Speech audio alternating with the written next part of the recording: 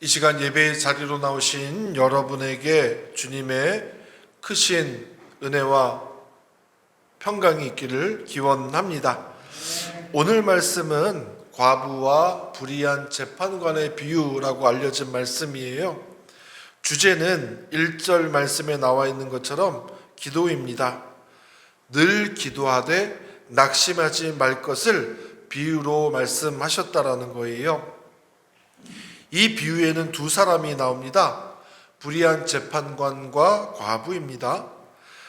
이 재판관은 2절 말씀처럼 하나님을 두려워하지도 않고 사람도 존중하지 않는 이였습니다.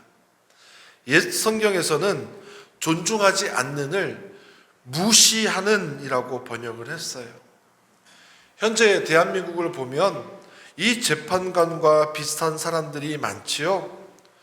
버스 기사가 800원을 횡령했다고 재판을 받고 실형이 확정되어서 직장에서 해고되었습니다. 그렇지만 2억 7천만 원을 횡령한 대학 교수는 무죄 판결을 받았습니다. 같은 판사의 판결이었어요. 그 사람은 나중에 대법관까지 되었습니다.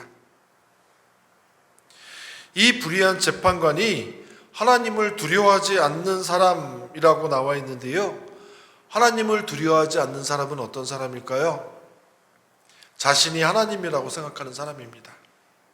그러니 다른 사람은 안중에도 없고 무시해도 된다라고 하는 겁니다. 또 한 사람이 있어요. 그는 과부입니다. 자신의 권리를 되찾게 해달라고, 옛 성경에서는 원한을 풀게 해달라고 끈질기게 재판관을 찾아갔습니다. 이 과부의 권리 혹은 원한이 무엇인지 나오지는 않지만 누가복음 20장을 보면 어느 정도 추측을 할 수 있어요. 누가복음 20장 46절에서 47절 말씀입니다. 우리 한 목소리로 읽어볼까요? 시작.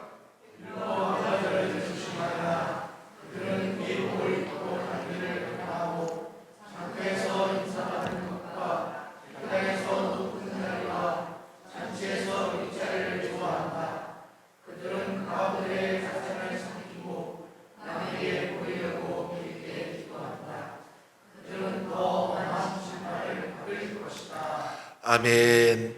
중간에 그들은 과부들의 가산을 삼킨다라고 나와 있는데요. 이게 무슨 뜻이냐 하면 당시에 남편과 사별한 사람들, 여성들은 죽으면은 자식이 없으면 유산을 그 아내가 받게 되는 거예요. 그런데 당시에는 과부가 가장 사회적 약자 중에 한 명이었으니까 이걸 안전하게 관리하기 위해서 율법학자들에게 그 유산을 맡겨놨다는 겁니다. 그런데 그 율법학자들 중에 일부가 그 과부의 재산을 꿀꺽하고 입을 닫고 모른 척하는 일이 다반사였다는 거예요. 아마 과부의 고난은 이런 원한과 관련이 깊을 겁니다. 이제 말씀을 통해서 기도에 대해서 몇 가지를 함께 나눠보려고 해요. 첫째, 끈질긴 기도가 아니라 하나님의 뜻을 아는 기도가 중요하다. 설교하는 이들은 오늘 말씀을 흔히 간절히 구하면 무엇이든 얻을 수 있다는 식의 끈질긴 기도를 강조하는 본문으로 사용을 합니다. 그런 태도가 건강한 신앙이거나 기도의 본질인 것처럼 이야기하는 거죠. 그러나 이렇게 해석을 하게 되면 오늘 말씀의 핵심에서 완전히 벗어나는 겁니다. 만약 이 여성이 때를 썼기 때문에 재판관이 그 요구를 들어주었다는 식으로 읽게 되면 결국 하나님도 때 쓰는 사람들, 기도의 양이 많은 사람들, 세게 기도하는 사람들의 기도를 먼저 들어준다라는 식으로 하나님을 오해하게 된다는 거예요.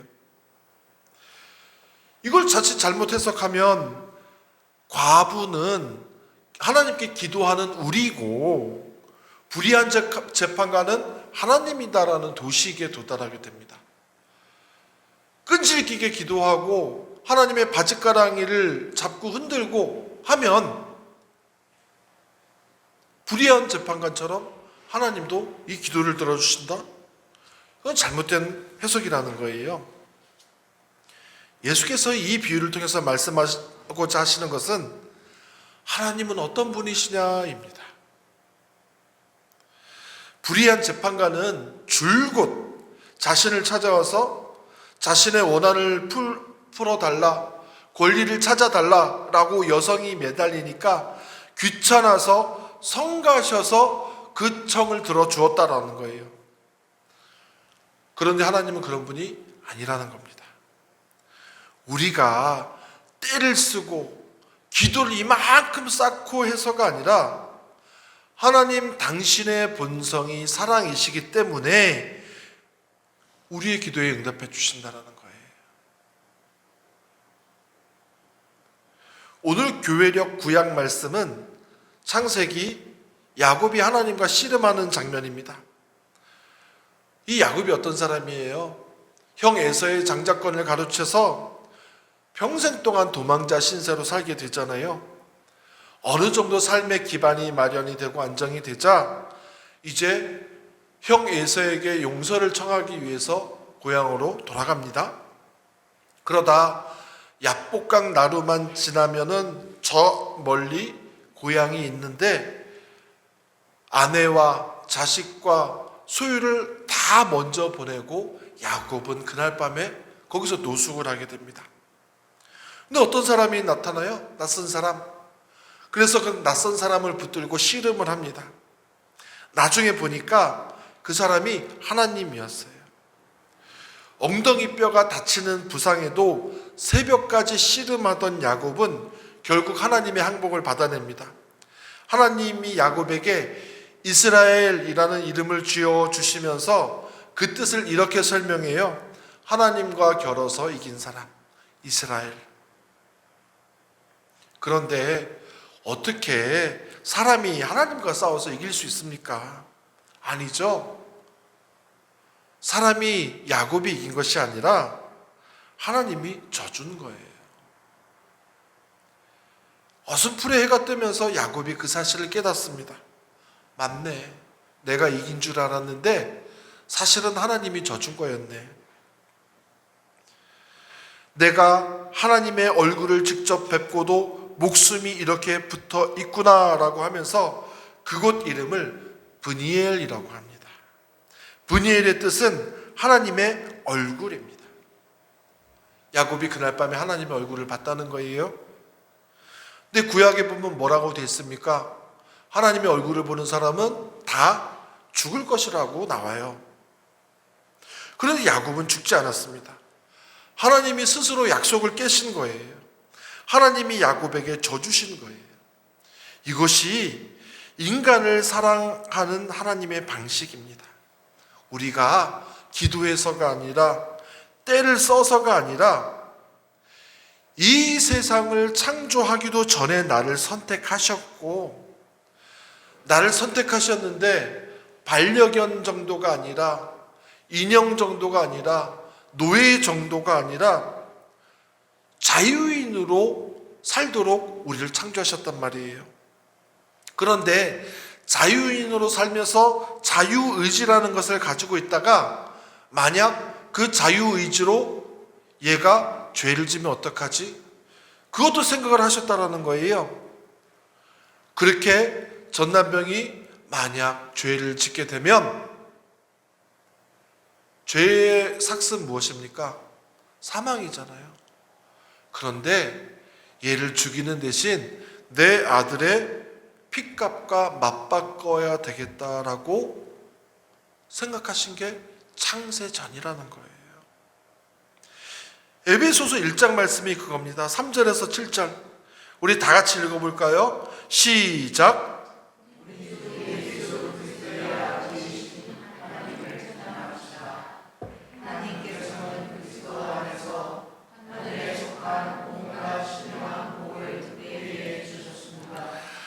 하나님은 세상 창조 전에 그리스도 안에서 우리를 택하시고 사랑해 주셔서 우리를 하나님의 자녀로 삼으시기로 예정하신 것입니다. 우리는 이 아들 안에서 하나님의 풍성한 은혜를 따라 그의 피로 구속 곧 죄 용서를 받게 되었습니다. 아멘. 우리는 이미 하늘에 속한 온갖 신령한 복을 받았다라고 하는 겁니다.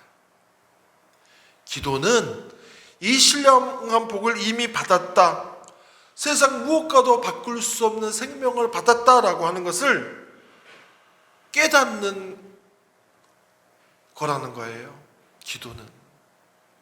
아, 하나님이 나를 구해 주셨구나. 내가 하나님의 사랑 안에 있구나.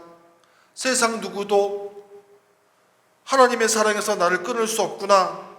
그걸 깨닫는 과정이 기도라는 겁니다. 끈질기게 기도하는 이유는 기도를 쌓고 하나님을 막 흔들어 깨워가지고 무엇을 얻기 위해서가 아니라 너무나도 자주 까먹는 하나님의 사랑을 지속적으로 확인하기 위함입니다. 우리는 기도 어떻게 해요? 내가 할 말만 하잖아요. 하나님, 이것 좀 해주세요. 이것 좀 들어주세요. 그게 아니고 기도는 하나님이 창세 전부터 저를 선택해 주셨고 이 땅에 태어나게 해 주셨는데, 그러면 나라는 인생에게 향하신 하나님의 뜻이 무엇입니까? 묻는 거예요. 내 얘기를 하는 게 아니라 하나님의 말씀을 듣는 게 기도라고 하는 겁니다. 이것은 삶의 목적과 연관되어 있어요. 항상 기도하고 낙심하지 말라라는 1절의 말씀은 기도의 양이나 강도를 말하는 것이 아니라 하나님을 신뢰하면서 그분의 신실한 사랑 안에 머물러 있으라라는 뜻입니다. 하나님을 이런 하나님으로, 기도를 이런 것이라고 아는 사람은 삶의 차원, 존재의 목적이 달라집니다. 이 사실을 깨닫는 저와 여러분이 되기를 축복합니다. 두 번째, 기도의 응답이 지연되더라도 믿음의 강구는 계속되어야 합니다. 우리 8절 말씀 다 같이 한번 읽어볼게요. 8절 시작.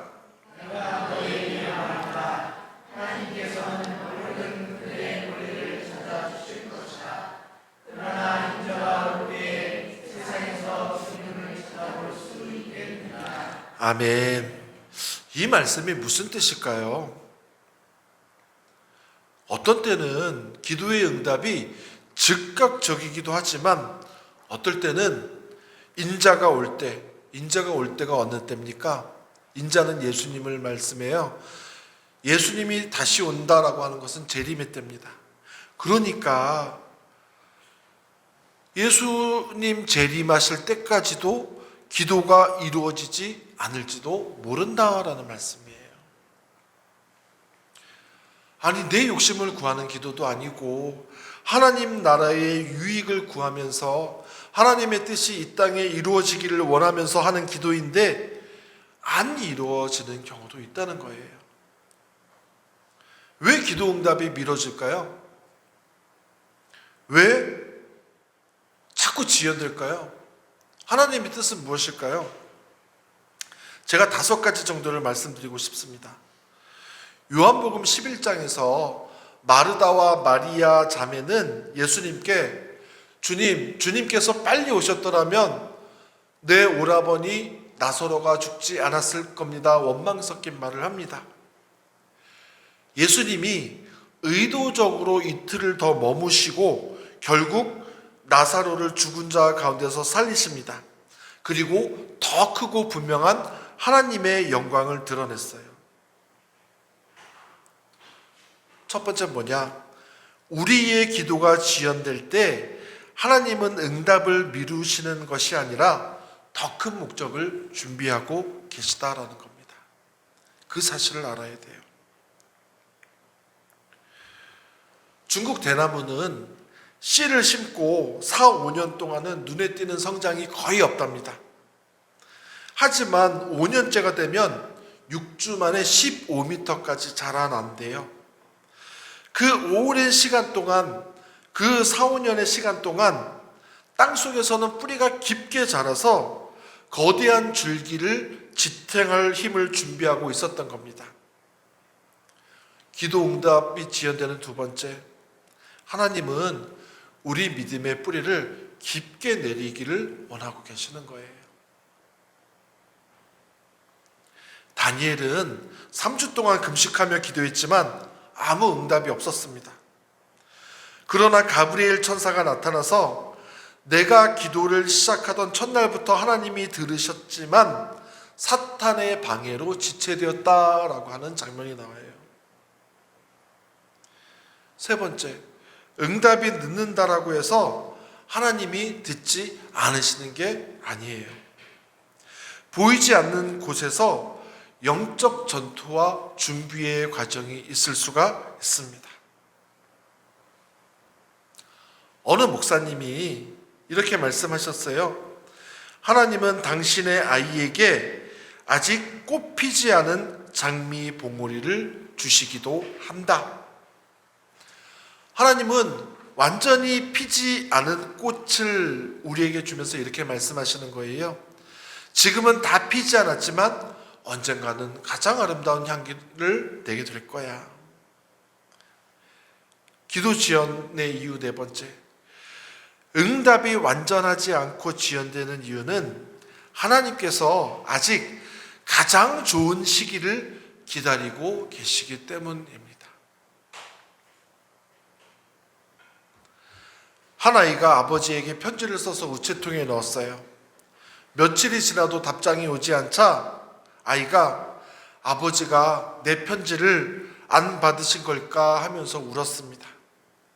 하지만 며칠 뒤에 편지가 도착했어요. 그 안에는 뭐라고 쓰여 있었냐 하면, 나는 너의 편지를 받자마자 답장을 썼단다. 다만 거리가 멀어서 조금 늦게 도착할 거야.